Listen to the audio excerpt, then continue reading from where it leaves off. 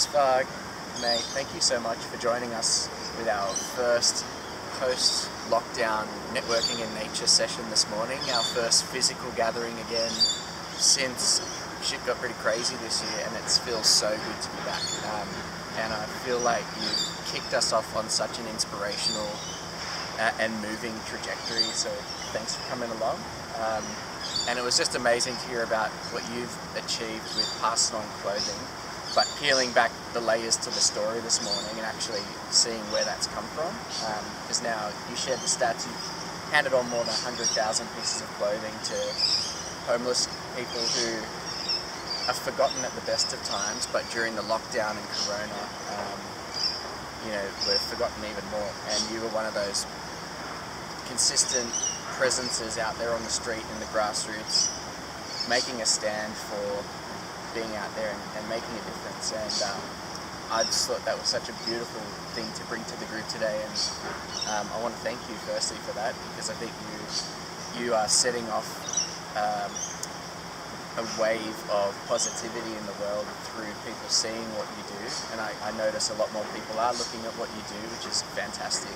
And that's what I wanted to just ask you about in this quick debrief video for those who weren't here, to get a bit of a sense of your story and message. You talked a lot about the ripple impact and how realizing how powerful a ripple impact is in the way we live our lives sort of fueled your idea and gave you that vision for Pass It On clothing becoming what it is now. So if you wanted to share your reflection on that for anyone who wasn't here this morning, that'd be awesome. Yeah, I think the big thing was, and that we encouraged the group to not be one of those people in the herd, if you like, who keeps moving past people in need. We try to impart the fact that if you stop and acknowledge someone, you're going to be one of 10,000. Now, digital's killed our ability, and lack of coins in our pockets has killed that ability for us to immediately impact. And a lot of people think that means I can't have an impact, when a quiet word, sorry mate, I can't help you, I've got nothing for you today, how's your day been? Our homeless friends tell us that means the world to them. And so I think the idea that you have to do something really big and significant to have an impact is wrong. You can have an enormous impact by just that very simple thing of shifting your gaze, sorry I can't help you today, hope you're going okay.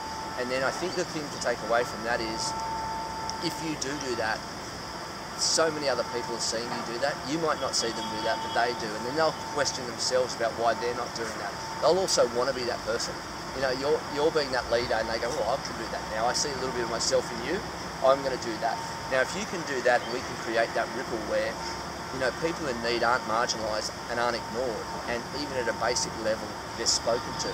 It's the first step in bringing people back and engaging, and social cohesion. And that's so important, and especially so important for mental health. And to be honest, now coming out of COVID, our numbers have exponentially increased far more rapidly than I thought. In 12 months' time, we are going to see a lot of people, and sadly, the 6 degrees of separation, where a lot of people originally thought they didn't really know anyone homeless, it wasn't in our space, is going to come a lot closer to home.